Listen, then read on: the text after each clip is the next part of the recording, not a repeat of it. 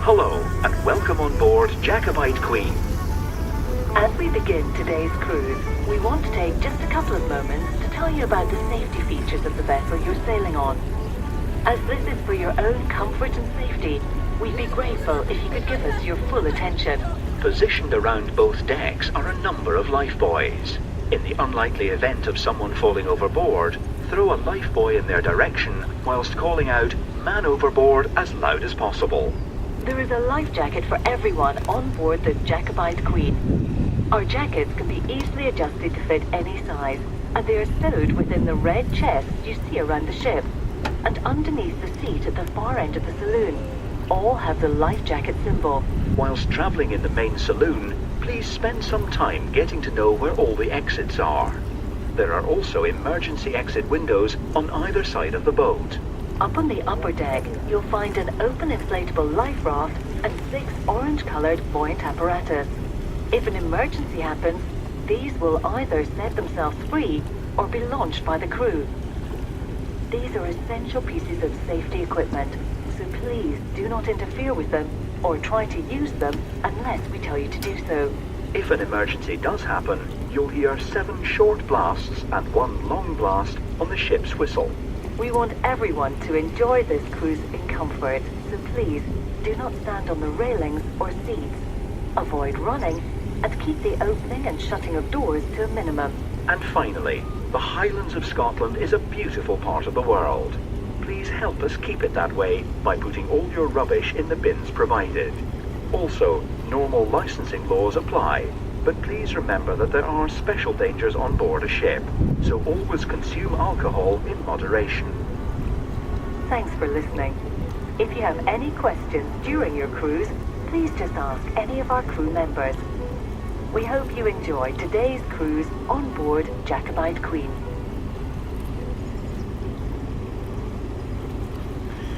Good afternoon, ladies and gentlemen, boys and girls, and wee doggies.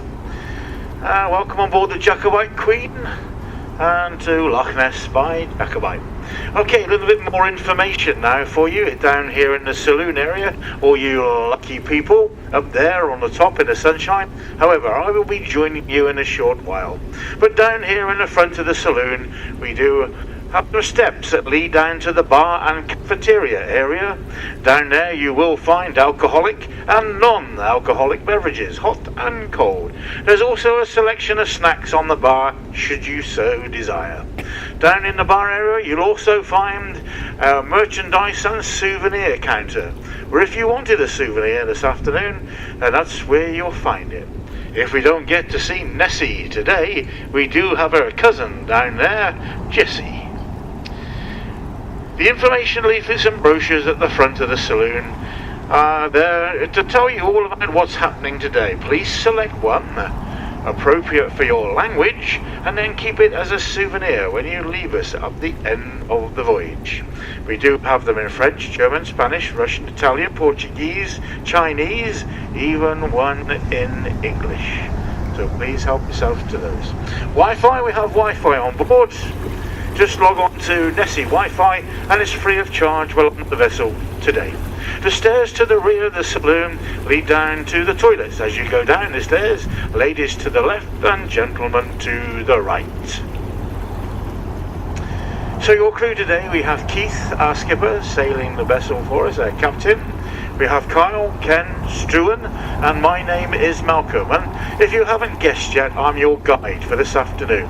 Any questions, any problems, any worries, any concerns, please talk to a member of the crew or myself and they'll be happy to talk to you. Can I please just remind everybody that this afternoon on the Jacobite Queen, this is a public position, and so that brings it under Scottish law that there is no smoking or vaping on the boat anywhere. Thank you for that. So, sailing down the very famous Caledonian Canal at the moment. Over there on the left, you can see on the distance the River Ness, one of the shortest rivers in Scotland, only 7 miles long, 10 kilometres. Flows from in front of us, the source, where the waters cascade over from the Loch down the weir to generate the beginning of the River Ness. Flows from here down through the centre of Inverness or Inverness and then out into the Murray Firth, the North Sea. Fairly fast flowing, 55-foot drop to the sea, shallow.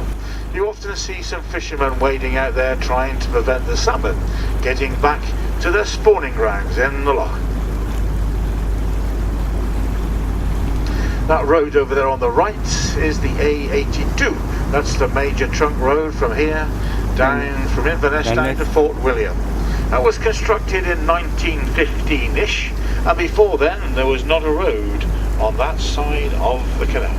There we are. Now you can look over to the left and see the falls. Not quite Niagara Falls, I will admit, but I think we'll call it Nessie Falls. There we are. So we'd now very soon be leaving a man-made section of the Caledonian Canal and sailing into the first of their freshwater lochs. Now this is Loch Fur. Total length of the Caledonian Canal, 66 miles, 93 kilometres. 22 miles, 33 kilometres are man-made, and the rest is made up of those 4 freshwater lochs. So here's the first we're just about to sail into, and this is Loch Fur. A little bit later on, of course, we're then going to be sailing into Loch Ness, and then if we were to continue down the Great Glen and the Caledonian Canal, we would sail through Loch and then Lochie, and then we'll be on the west coast of Scotland, where there's a seawater loch called Loch Linney, but we're not going that far. We're only going about a third of the way down Loch Ness to Urquhart Castle.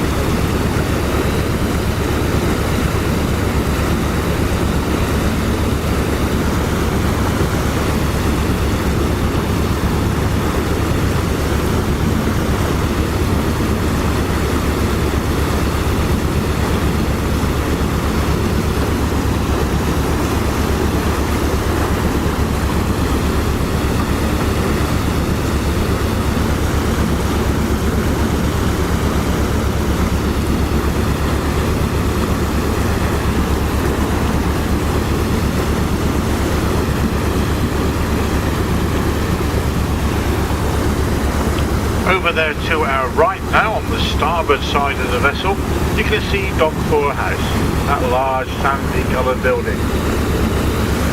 More of a mansion than a house or stately home, but they call it Dock 4 House. It's been the home of the Bailey family since the 15th century. Originally, the Bailey family come over here with William the Conqueror in 1066. They were then called Bailio, but they anglicised their name to Bailey a lot later on. The house we saw today was not the original. The original was burnt down in 1745 by government troops. They believed that the owners of the house at the time were sympathetic towards the Jacobite cause, so it was burnt down. The house that we saw there today was rebuilt in 1780 in what they call the Venetian style. All those trees over there in the grounds of the house are trees that have come and been planted from all over the world.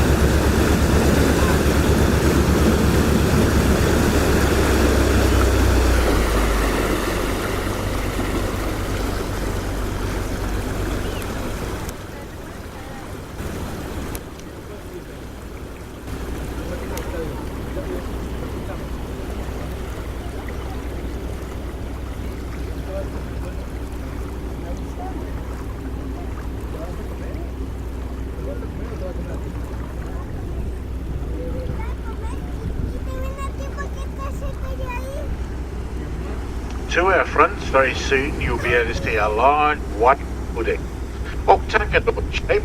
That's Bona Lighthouse. 8 sides in total form the main structure of the lighthouse, designed and built by Thomas Telford around about 1815. Used to be one similar to one of his toll gates that he used to road on to charge people that use his roads he built. Decided it would work quite nicely as a lighthouse. It was the smallest manned lighthouse in the United Kingdom. When it was a lighthouse, the lighthouse keeper had to keep a paraffin lamp burning in the front bay window of the octagon. That was actually his bedroom window, and he used to complain that the fumes from the paraffin lamp used to choke him in his sleep. So the Canal Authority very kindly put a chimney over the top of the bay window to extract the fumes from his bedroom. And you can still see that chimney today and the bay window at the front of the lighthouse. No longer is Bona Lighthouse used as a lighthouse, as a steel stanchion with electric lights at the front. Well, not quite as romantic as a paraffin lamp, but certainly a lot less smellier. Today you can hire Bona Lighthouse because it's a holiday rental. Either the octagon or the stables to the right, where the horses used to be kept, are both holiday rentals. And then you can gaze down Loch Ness all day long. As we pass by the lighthouse, there is a stone jetty to the right. That's where they lifted out the 14-ton Wellington aircraft back in 1985. That crash landed in the Loch New Year's Eve 1940. Looks like someone's hiring or staying at Bona Lighthouse. There is a vehicle out there. Now you can see that stone jet over to the right.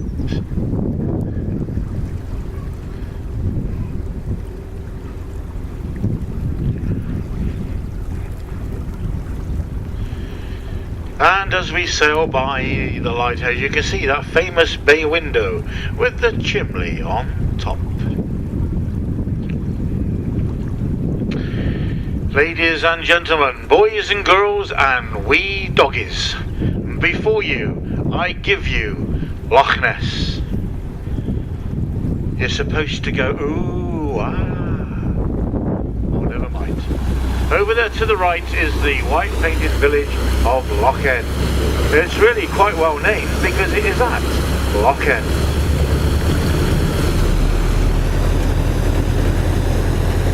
We are on the Loch Ness. Quite soon you'll be able to see Alderney Castle. Alderney Castle is the only inhabited castle on the Loch. But you'll have to get your cameras ready because there's only a very short window of opportunity to take the photograph of Alderney Castle. It was owned by Victorians about 160 years ago, and they turned it into the fairy tale castle that you'll see today, with its spirals and steeples and castellations. It is truly a Disney World castle, but this is a real. And it's coming into view very soon on our left on the port side of the vessel.